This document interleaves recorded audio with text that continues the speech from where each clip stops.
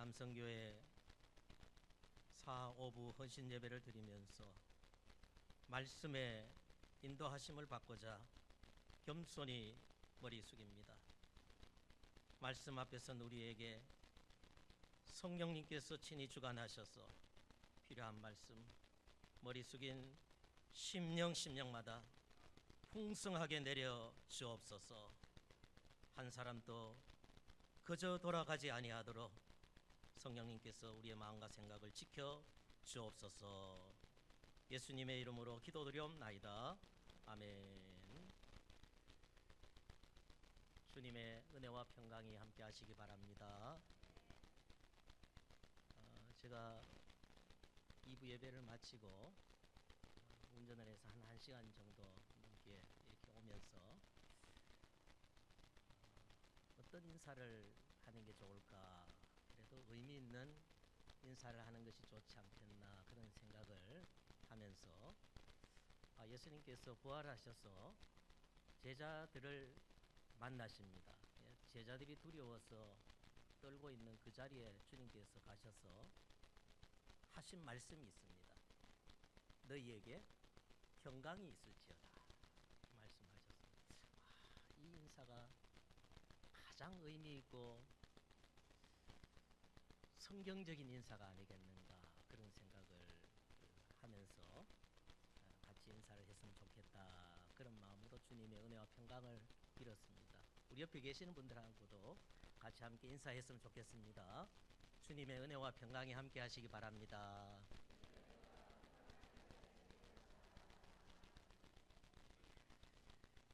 식사는 하고 오셨지요? 제가 어릴 때는 진지 잡수셨습니까가 인사말이었습니다. 신학교 시절에 친구들 자취하면서 이제 만나면은 밥은 먹고 다니냐, 그것이 인사말이었습니다. 가끔씩 어머니에게 전화하면은 어머니가 하시는 말씀이 얘야 밥은 먹었느냐 이렇게 묻곤 하셨습니다. 이런 인사말은 보릿고개라고 하는 시대적인 우리나라의 아픔이 들어있는 그런 인사말입니다. 일용할 양식의 문제, 성경에도 보면 이 일용할 양식의 문제는 대단히 중요한 주제였습니다. 우리 인간이 먹고 사는 일에 있어서 예수님께서도 가르쳐 주신 이 기도에 보면은 일용할 양식을 주시고 그렇게 기도하지 않습니다. 예수님 가르쳐 주신 기도입니다.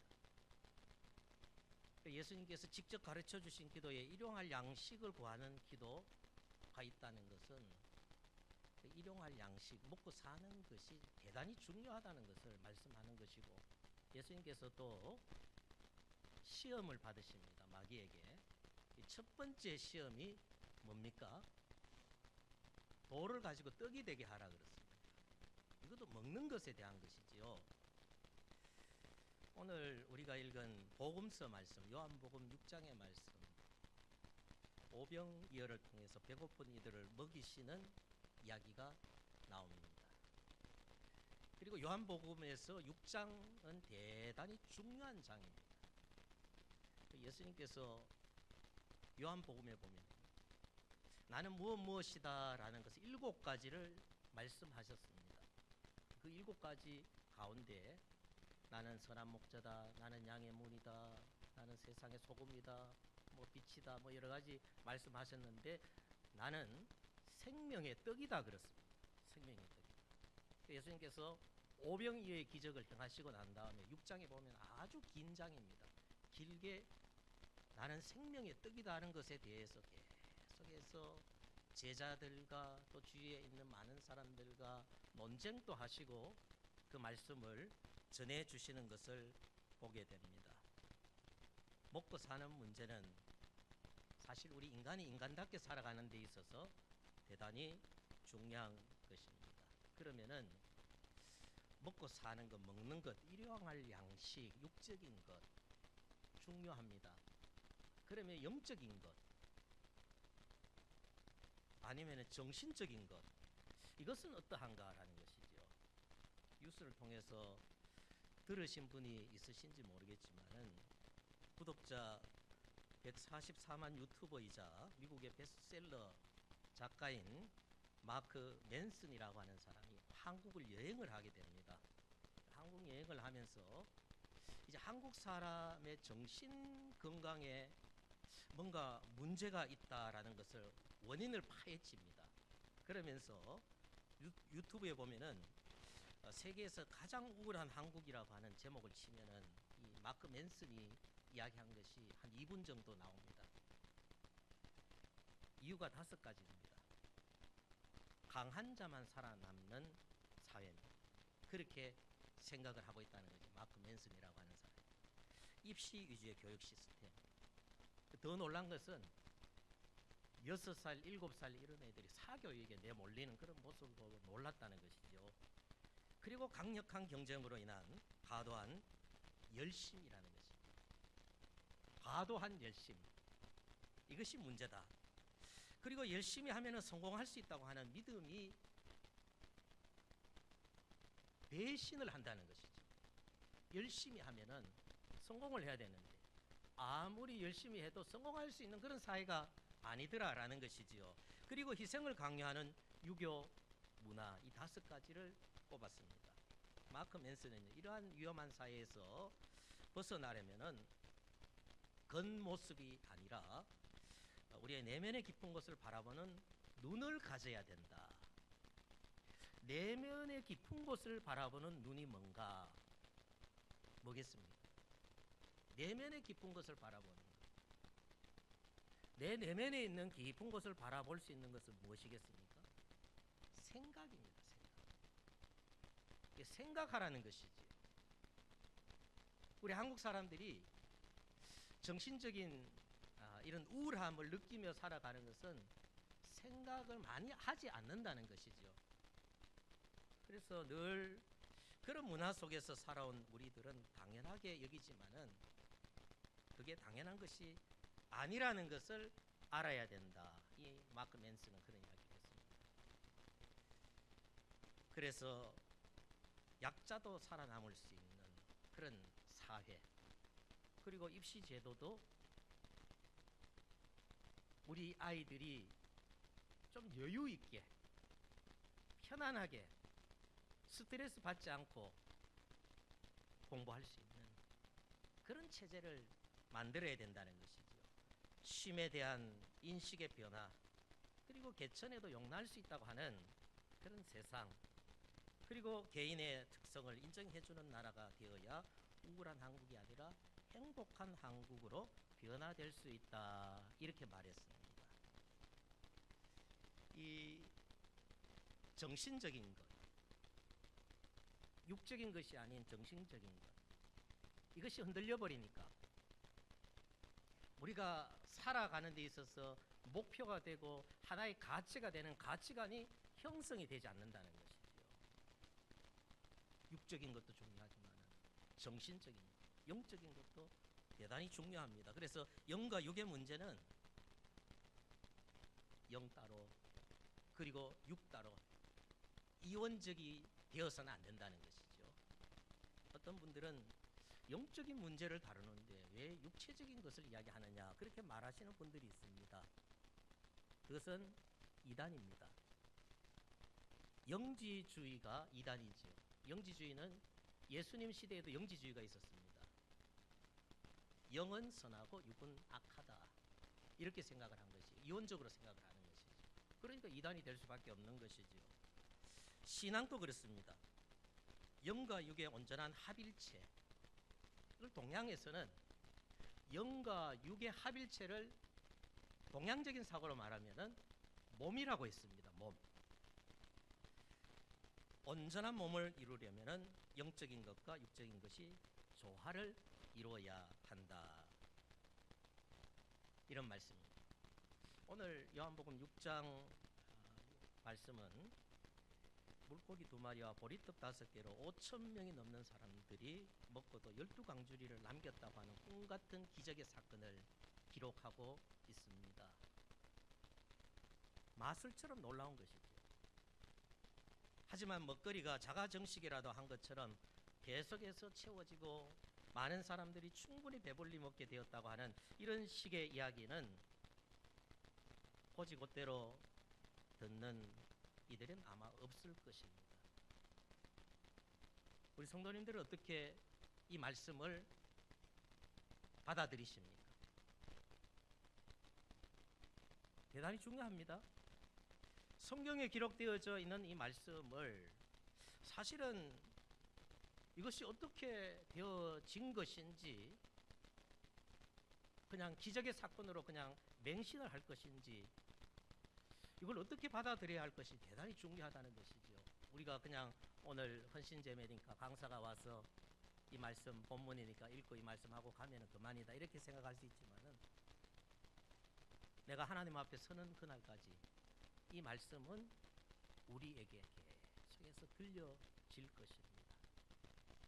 그럴 때마다 이것은 뭐 그냥 하나님께서 말씀하셨으니, 요한복음에 기록되어져 있으니 이건 하나님의 말씀이다, 기적일 것이다, 뭐 그 정도로 생각을 하시겠습니까? 아니라는 것이지요.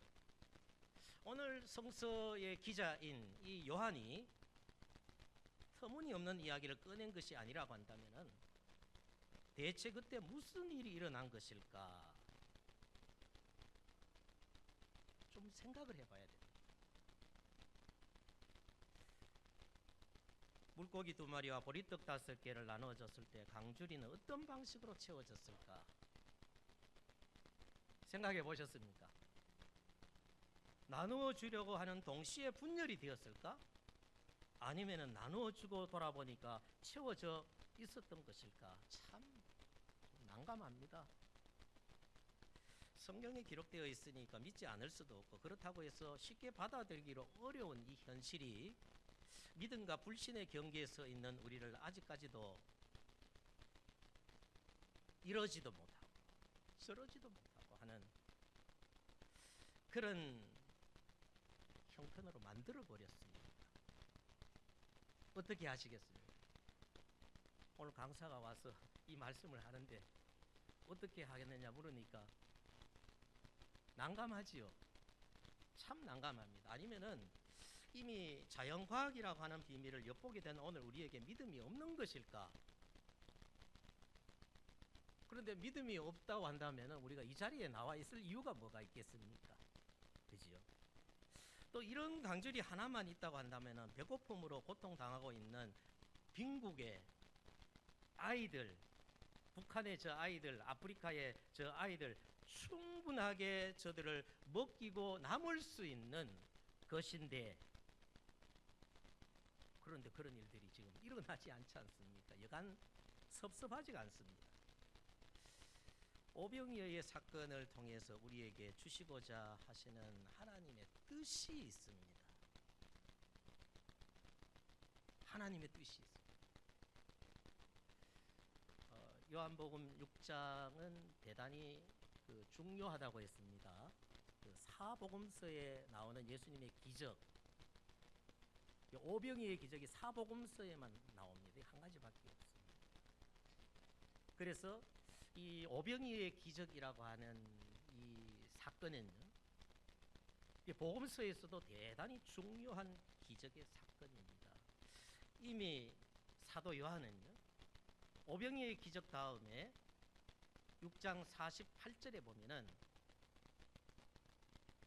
나는 생명의 떡이다, 예수님께서 나는 생명의 떡이다 하는 것을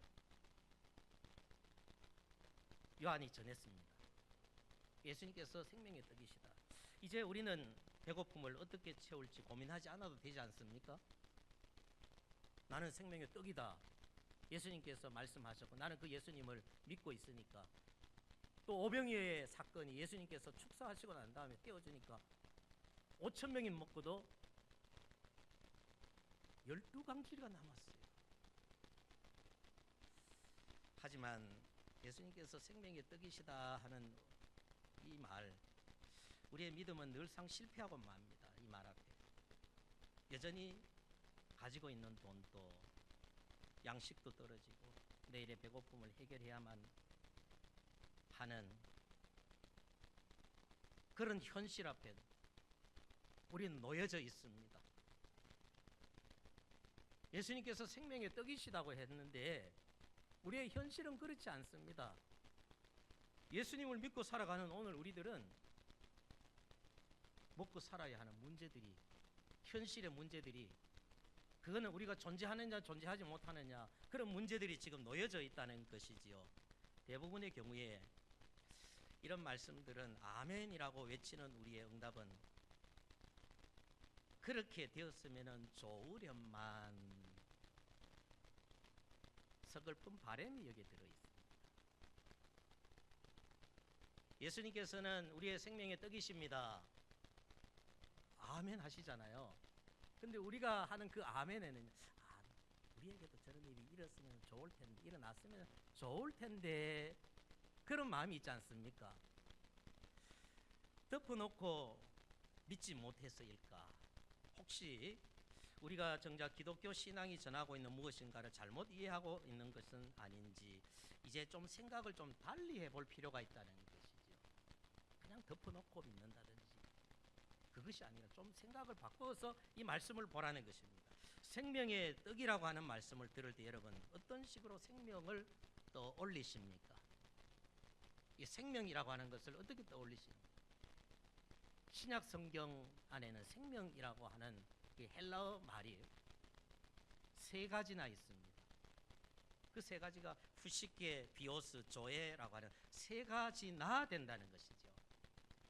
이렇게 생명의 미묘한 차이를 세분화해서 이해할 수 있었다는 점에서 보면은 저는 고대 사람들의 통찰력이 우리에 비하면은 훨씬 뛰어나다 인정할 수밖에 없습니다. 그것은 오늘 우리가 생명에 대해서 아는 것이 어떠한가라는 것이죠. 우리가 생명에 대해서 우리가 지금 살아 있지 않습니까? 먹고 살고 살아가고 있고 믿음으로 살아가고 있습니다. 그런데 생명에 대해서 그만큼 생각을 하지 않고 살아간다는 것이죠. 질문하지 않고 살아간다는 것이죠. 무슨 뜻이겠습니까? 생명에 대해서 무지하다는 것입니다. 여러분들 기도하시면서 하나님 앞에 생명이 무엇입니까? 물어보셨습니까? 하나님, 영생이 무엇입니까? 물어보셨습니까? 하나님 앞에. 기도는 하나님과 대화하지 않습니까? 그때가 언제입니까? 우리 기독교는 생명의 구원을 말하는 종교이기 때문에 영생이란 무엇인가, 생명이란 무엇인가에 대해서 끊임없이 묻고 물어야 되는 것이 바로 하나님께서 이루어 가신 하나님의 나라, 영원한 생명, 이것입니다. 그것을 예수 그리스도를 통해서 이 세상에 나타내 보여주셨지요. 예수님께서 생명의 떡이시라고 하는 말을 좀 더 쉽게 이해할 수 있도록 이렇게 질문을 한번 해보겠습니다. 여러분은 오늘 나 자신이 무엇을 통해서 죽지 않고 아니면 죽을지도 모르는 염려에서 벗어나서 여전히 계속해서 살아 있을 것이라고 확신하고 있습니까? 내가 언제 죽을지 모르는 상황이지 않습니까? 그렇지 않습니까? 그런데 여전히 내가 계속해서 살아 있는 것이라고 확신하고 있는가? 여기에 대한 질문을 해야 된다는 것이죠. 복음서가 기록하고 있는 당시 사람들 두 세력을 대단히 부러워했습니다. 그 두 세력은 요즘 이야기하면은 성공한 사람들입니다. 유대 종교 지도자들 그리고 로마를 부러워했습니다. 로마. 그 당시에 팔레스타인을 지배하고 있었던 로마를 부러워했습니다. 종교 지도자들은요, 자신들의 종교적인 업적과 의로움만 있다고 한다면은 망하거나 하나님에 의해서 심판을 받지 않고 구원을 얻을 수 있다는 것이죠. 그래서 율법을 지키고 하나님 앞에 제사 드리고 하는 것들을 그들은 철저하게 지켰습니다. 그들을 부러워했다는 것이죠. 그들이 그렇게 믿었기 때문에. 그리고 이방인들입니다. 유대인들이 아닌 이방인들. 로마 제국의 힘, 곧 제국 안에서 인정받는 것을 자신의 삶을 지켜내는 구원의 수단으로 생각을 했던 것이지요. 이것은 2000년 전의 이야기가 아니라 오늘 우리들은 어떠한가라는 것이죠. 오늘을 살아가고 있는 우리들도 그들의 믿음과 신념에서 크게 사실 벗어나지 않습니다. 생각해 보시기 바랍니다. 돈 없으면은 가난하고, 가난하면은 불행하다 생각합니다. 돈의 지배력에 떨고 있습니다. 돈이 없으면은 또 돈 가져야만 한다고 하는 막연한 두려움에서 벗어나는 일. 여러분 쉽습니까? 어렵습니까? 어렵습니다. 여기에서 자유로울 사람 아무도 없습니다. 앞에서 말씀을 전하는 저 자신도 여기에서 벗어나기 참 어렵습니다. 배고픔에서 벗어나 굶주림이나 죽음에서 벗어나려면 빵이 있어야 한다는 것은 우리가 처하여 있는 부인할 수 없는 현실이고 실존이기 때문에 먹지 않고 사는 사람 없습니다. 하지만 이런 차원에만 머물게 된다고 한다면 우리는 결코 예수님이 우리의 생명의 떡이시다라고 하는 요한의 고백을 따라갈 수 없습니다. 무턱대고 믿을 수 없지 않습니까? 아무리 대단한 믿음을 가지고 있어도 예수님을 믿는다고 해서 없던 떡 생겨납니까? 비어있는 은행 계좌 가득히 채워지지 않습니다. 그런 일들은 보편적으로 일어나지 않는 일들입니다. 내 믿음이 얼마나 좋든지 어떤 믿음이든지 나는 그렇게 믿는다고 말해도 따지고 보면은 그건 나도 그렇게 되고 싶다라고 하는 안쓰러운 나의 바람입니다. 그렇지 않습니까? 현실은 언제나 비어있는 것들 투성이기 때문입니다. 과연 오병이어의 기적이라고 하는 상상할 수 없는 아주 신비스러운 이 기적과 함께 사도 요한은 예수님께서 생명의 떡이시다고 하는 이 생명의 떡이라고 하는 이 말씀을 우리에게 전해 주십니다. 그런데 이 말씀이 제시하고 있는 놀라운 구원의 이야기와 우리의 현실을 가로막고 있는 이 간극을 어떻게 좁혀 나가겠습니까? 어떻게 좁혀 나가요? 좁혀야 되지 않겠습니까? 그 실마리를 얻기 위해서 구약의 말씀 요한복음 6장과 오랫동안 교회에서 읽혀왔던 병행 본문입니다. 시편 14편의 말씀 우리가 함께 읽었습니다. 시편 14편 4절 말씀에 보면은 죄악을 행하는 자는 다 무지하나 그들이 떡 먹던 내 백성을 먹으면서 여호와를 부르지 아니하도다. 아멘. 이 말씀을 보니까 시편 14편은 다윗의 시입니다. 1절에 보니까 어리석은 자는 그의 마음에 이르기를 하나님이 없도다 하는, 하나님이 없다고 한다는 어리석은 사람은 4절을 또 말씀을 드리면 어리석은 사람은 4절에 보면 떡 먹던 내 백성을 먹으면서 여호와를 부르지 아니하도다. 하나님이 없도다 하고 여호와를 부르지 아니하도다 같은 말이겠지요. 어리석은 자는 어리석은 사람은 어떤 사람입니까? 행실이 가증한 사람이고 선을 행하지 아니한 불의한 사람인데, 무슨 일이든지 내 의도대로 진행이 될 때에 그것이 어리석은 자가 자기의 뜻대로 행하는 것이 아닌지 확인하라. 내가 어리석은 자가 아닌지 확인하라라는 것이죠. 어떨 때? 내가 생각하는 대로 일들이 척척척 잘 이루어질 때에, 그럴 때에 내가 어리석은 자, 하나님이 없도다 하는 자, 여호와를 부르지 아니하는지 확인을 꼭 해보라는 것입니다.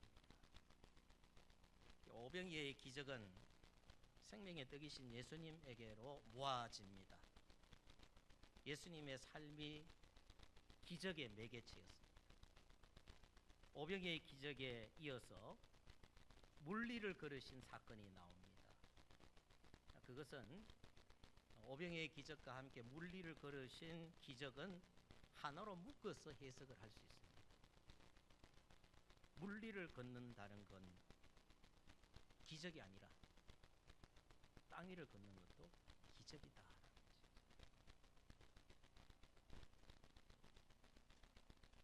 그러니까 생명 오병이어로 기적이 일어난 것, 그것은 지금 우리에게 일어나지 않지 않습니까? 물리를 걷는다는 것 지금 일어나지 않지 않습니까? 그런데 땅 위를 걷고 있지 않습니까? 우리는 지금 땅 위를 걷고 있고 살아가고 있고 생명을 지탱하면서 우리는 믿음의 삶을 지금 살아가고 있습니다. 이것도 기적이라는 것이죠. 우리의 삶을 돌아보면 사실 기적 아닌 것 없습니다. 그것을 알게 되면 당연한 것은 있습니까? 없습니까? 세상에 당연한 것 아무것도 없습니다. 당연한 것 없음을 알게 되면 감사의 삶으로 이어지게 되고, 감사가 넘치는 사람은 긍정적인 삶의 자세를 가지고 살아가게 된다는 것이죠. 그 삶을 살아가는 사람의 삶 속에는 내가 지금 이 살아있는 것이 뭐로 느껴진다는 것이죠?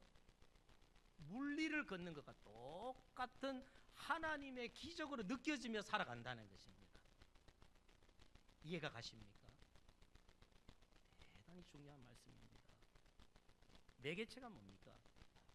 어떤 일이나 작용 따위를 양쪽의 중간에서 맺어주는 것입니다. 오병이어의 기적의 단초가 되고 매개체가 된 것은 오병이어를 내어놓은 아이의 헌신입니다. 기적은 하나님께서 일으키시는 것이지만 그 매개의 역할은 누가 하는 것입니까? 내가 하는 것이지. 구원은 하나님께서 주시는 것이지만은 매개의 역할은 생명의 떡이신 예수 그리스도의 십자가와 부활의 사건에 있었다는 것이죠.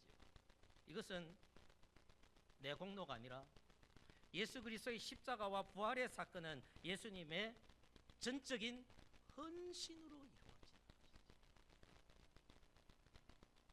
예수님의 헌신으로 이루어진 것이죠. 내 공로는 아무것도 없습니다. 사도 요한이 오늘 복음서의 말씀에 이 일을 기록하면서 남자만 5,000명이 먹게 되었다. 그런데 참 이상합니다. 분명 이 놀라운 기적의 출발점이 단초가 된 것이 뭡니까? 아이의 오병이어 도시락입니다. 이 아이였는데 이 아이의 이름도 기록되어져 있지 않습니다. 그리고 오늘 본문의 평가 안에 보면 이 아이가 완전히 빠져 있습니다. 어린아이는 그 시절 사실 요한복음의 저자인 사도 요한의 눈에도 어떻게 보면은 숫자로 보여지지 않았다는 것이죠. 헛수로 보였을 것입니다.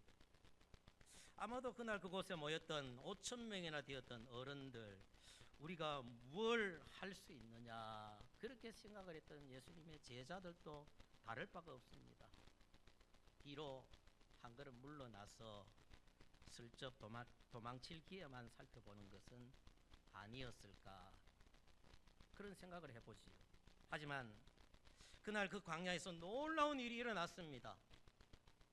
이 땅에서 누군가 해내고 만들어내는 것이 아니라 하늘의 아버지께로부터 이루어진 사건입니다. 감사한 것은 그럴듯하고 큰 소리는 치지는 않았지만은 비굴한 어른들이 아니라 한 아이로부터 기적이 시작의 단초가 되었다는 것. 한 아이로부터 하나님께서 이루실 일에 그 일의 단초가 되고 매개체가 되었다는 것이죠. 아이와 주님을 제외한 그곳에 있는 모든 사람들이 이걸로 무엇을 할 수 있겠느냐 무시하던 그 작은 도시락이 하나님 아버지 앞에 올려졌고 하나님께서 응답해 주셨습니다. 오늘 헌신하는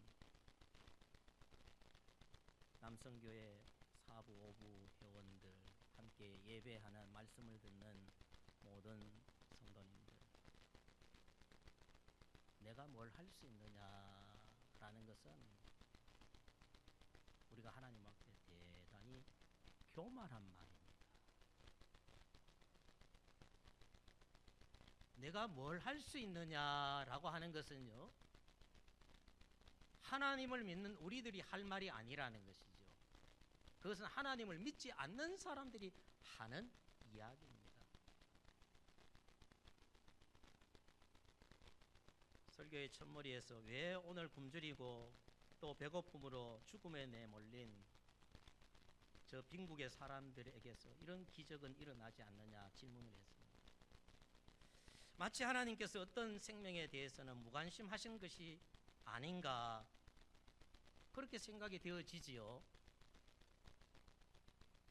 하나님께서는 2000년 전에 오병이의 기적을 일으키신 하나님이나 지금 이 시대를 살아가고 있는 그 시대의 하나님이나 다른 분입니까?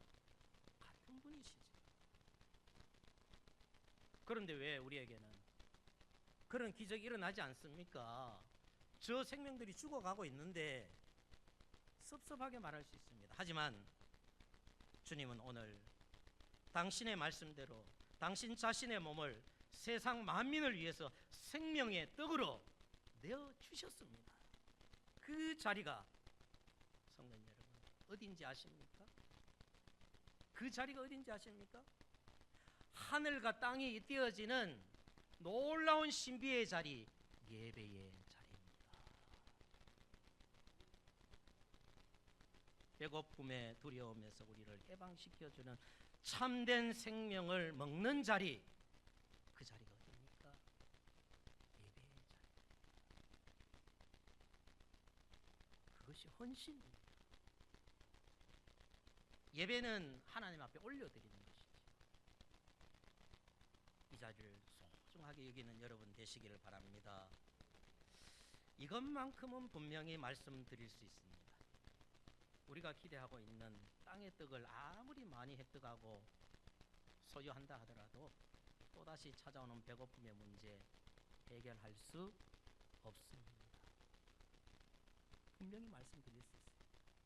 아무리 많은 떡을 가져도 배고프게 될 날이 오게 될 것입니다.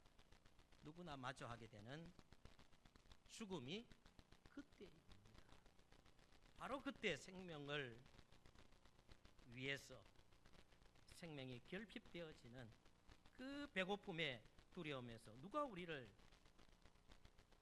건질 수 있겠습니까? 누가 건질 수 있습니까? 지금 우리 각자의 삶 안에 예수 그리스도의 나라, 예수님의 십자가와 부활 사건을 통해서 이루신 예수 그리스도의 나라, 그 종말의 날이 이미 시작되었다고 하는 이 절체절명의 사태, 여러분 얼마나 눈뜨고 있습니까? 얼마나 귀를 열고 있습니까? 입을 열어서 말하고 있습니까? 마음을 다하고 뜻을 다하고 힘을 다하여 지금 기적의 매개체이신 주님의 말씀을 듣고 계십니까? 기적의 단초가 된 도시락을 내어 놓으시고 있습니까? 무엇을 내어 놓으시고 있습니까? 하나님은 예수 그리스도의 십자가와 부활을 통해서 그의 나라는 이미 시작하셨습니다. 하나님의 나라는 교회를 통해서 지금 하늘과 땅이 띄어지는 예배, 신비로운 이 예배의 자리를 통해서 하나님의 나라를 지금 이루어 가고 계십니다. 십자가와 부활이 되어서 내 삶에 적용하며 사는 사람이 기적의 매개체가 되는 사람입니다. 이 기적의 매개체로 살아가는 여러분 되시기를 바랍니다. 헌신하는 모든 회원들 되시기를 바랍니다. 그래서 오늘도 우리가 예수님을 주와 그리스도로 믿고 신앙 고백을 하고 살아가고 있지 않습니까? 그냥 신앙 고백하는 자들이 아닙니다. 우리가 예수님을 주와 그리스도로 믿고 신앙 고백하고 있는 사람들입니다. 그 사람들이 함께 하나님 앞에 생명의 떡이 있는 이 자리에서 꼭 기적의 단초가 되고 기적의 매개체가 되는 그런 사람으로 살아가는 여러분 다 되시기를 주님의 이름으로 축원합니다. 기도하겠습니다. 우리에게 매일매일 기적과도 같은 일상을 허락해 주신 하나님, 이 시간 우리의 눈이 어두워 이 기적과도 같은 일상을 감사하지 못하는 것은 아닌지 돌아봅니다. 주님, 마음의 눈을 떠서 일상에서 펼쳐지는 하나님의 은혜를 보게 하시고 우리의 가진 것을 주님의 손에 올려드려서 기적의 매개체가 되는 삶을 살아가게 하여 주옵소서. 작고 보잘것없는 것조차도 귀하게 사용하여 주시어서 우리의 삶을 풍성하게 하시는 예수님의